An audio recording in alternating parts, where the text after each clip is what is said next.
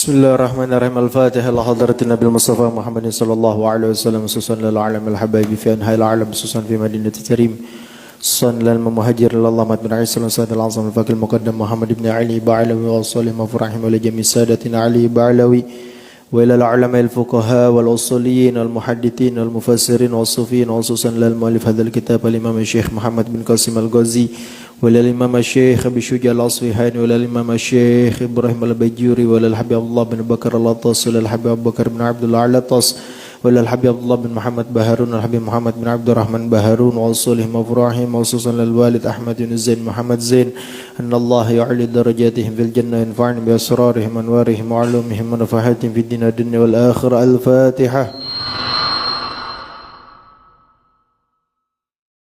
أعوذ بالله من الشيطان الرجيم. بسم الله الرحمن الرحيم. الحمد لله رب العالمين الرحمن الرحيم مالك يوم الدين إياك نعبد وإياك نستعين اهدنا الصراط المستقيم صراط الذين أنعمت عليهم غير المغضوب عليهم ولا الضالين آمين. بسم الله الرحمن الرحيم. السلام عليكم ورحمة الله تعالى وبركاته.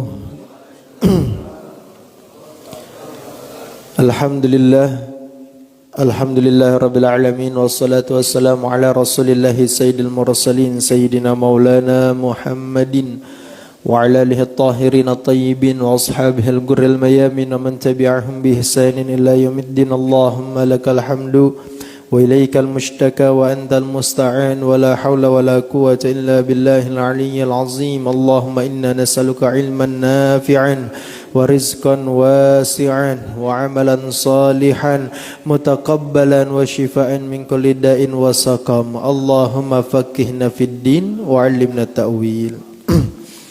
Alhamdulillah, ya sama-sama kita muliakan Al-Mukarram Al-Ustaz Zainuddin, Al-Mukarram Al-Ustaz Muhammad Yasin, Al-Ustaz Jamil, dan kepada seluruh jamaah Masjid Jami Darun Naim, wabil khusus para pengurus DKI Masjid Jami Darun Naim yang dimuliakan Allah Subhanahu wa taala. Alhamdulillah, puji syukur marilah sama-sama kita panjatkan kehadirat Allah Subhanahu wa taala yang telah memberikan kita beribu-ribu nikmat, di antaranya nikmatul iman, ihsan, wabil khusus nikmat sehat wal afiat,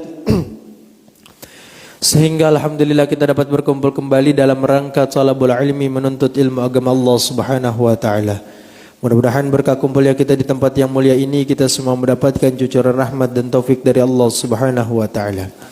Salawat bertangkaikan salam tak lupa kita junjungkan kepada baginda alam, baginda Nabi besar Muhammad sallallahu alaihi wasallam. Mudah-mudahan kita semua hadir pada kesempatan kali ini, kita tergolong daripada umat yang mendapatkan syafaatul uzma dari beliau di yaumil qiyamah nanti. Amin ya rabbal. Sesuatu yang dapat membatalkan wudhu. Ini sebenarnya kita akan masuk ke dalam pembahasan tersebut, cuman nggak tahu di pekan kapan karena ini masih jauh pembahasan terkait membatalkan wudhu. Tapi saya jawab secara singkat bahwa di dalam nawaqidul wudhu, hal yang membatalkan wudhu itu ada 5 perkara. Apa 5 perkara tersebut? Yang pertama itu adalah di sini dikatakan makharja minas sabilain. Sesuatu yang keluar daripada 2 jalan kemaluan. Jadi sesuatu yang keluar dari 2 jalan kemaluan itu dapat membatalkan wudu. Termasuk apa? Sesuatu yang keluar itu hanya angin. Ya, kentut berarti. Nah, itu dapat membatalkan wudu. Kecuali apa? Illa al-mani. Kecuali air mani. Mani itu tidak membatalkan wudu. Andai kata misalnya terjadi seseorang tidur, syaratnya tidurnya itu adalah yang mumakkinin maq'adahu fi maq'adihi, yang menetapkan bagian pantatnya itu di tempat dia duduk. Maksudnya sekiranya tidak ada jalur yang menjadikan jalur tersebut itu sebagai celah keluarnya angin. Waktu duduk sila seperti ini adalah duduk yang paling paten, yang sekiranya kalau kita duduk seperti ini angin gak bakal keluar. Nah, kalau seandainya kita duduk seperti itu kemudian kita tertidur dan bangun dari tidur ternyata kita sadar keluar air mani, karena waktu tidur tersebut kita mimpi basah. Keluar air mani, batal gak wudunya? Gak batal. Mani tidak membatalkan wudu, tapi keluarnya air mani dapat menyebabkan hadas besar, wajib mandi. Maka kalau seandainya di saat mandi tersebut dia tidak berniat wudu, atau setelah mandi tidak wudu, langsung sholat, habis mandi, boleh nggak? Boleh, karena wudunya belum batal. Kemudian an-naumu ala ghairi hayatil mutamakkin. Yang kedua yang membatalkan wudu itu adalah orang yang tidur, dia duduknya tapi tidak menetapkan bagian pantat di bagian tempat duduknya. Nah, ini biasa terjadi bagi orang yang sedang melaksanakan sholat Jumat, Pak. Hati-hati, waktu sholat Jumat ketika khutbah berlangsung, jamaah banyakan tidur apa dengerin? Banyakan yang tidur. Ya, 70% itu bisa kita katakan tidur semua. Enggak, 50%, 20% yang ngobrol, main handphone. Nah, 50% tidur. 30% yang mendengarkan. Banyak orang tidur, kemudian bangun dari tidurnya karena sudah qomat. Nah, padahal dia nggak sadar model tidurnya bagaimana. Orang kalau sholat Jumat ini kan tidurnya ada yang karena sangat lelah, akhirnya apa? Duduk awalnya sila. Cuma kadang-kala ada yang ngangguk, akhirnya kejengkang, buah ke belakang. Angkat nih bagian kaki. Ataupun ada yang tidur begini. Ini duduk-duduk yang seperti ini itu kan memungkinkan celah keluarnya angin. Ketika bangun dari tidur, maka wajib kembali berwudu. Sekalipun dia itu tidak kentut. Nah, misalnya ada yang tetangga di sebelahnya itu ya ngomong, dari tadi lu tidur, gue sih nggak dengerin lu kentut. Nah, emang lu kagak kentut? Ya gitu. Walaupun ada orang ngomong seperti itu, tetap wajib wudu. Nah, ini orang lagi bangun dari khutbah, tidurnya modelnya sembarangan, waktu duduk langsung sholat, sah nggak tuh Jumatannya? Nggak sah, orang nggak wudu. Itu banyak seringkali terjadi. Kemudian yang ketiga, zawalul aqli, hilang akal. Hilang akal ini baik bisukrin dengan sebab mabuk atau bimaradin dengan sebab sakit. Sukrin itu misalnya mabuk, habis orang mabuk walaupun setetes, dia tapi merasa ngefly, hilang akal. Atau misalnya ada orang sekarang maboknya mabok gembel, Pak. Gak punya duit, beli lem doangan, pakai iPhone, dihirup, wah, atau pakai bensin dihirup sampai ngeplay. Nah, itu hilang akal tuh sebentar, batal wudu. Walaupun sesaat dia langsung sadar lagi, batal wudu. Ataupun dengan sebab sakit. Sakit seperti apa? Orang gila hilang akalnya, orang koma hilang akalnya, orang pingsan hilang akal. Kemudian yang keempat, lamsur rajul al-mar'atul ajnabiyah bila hail.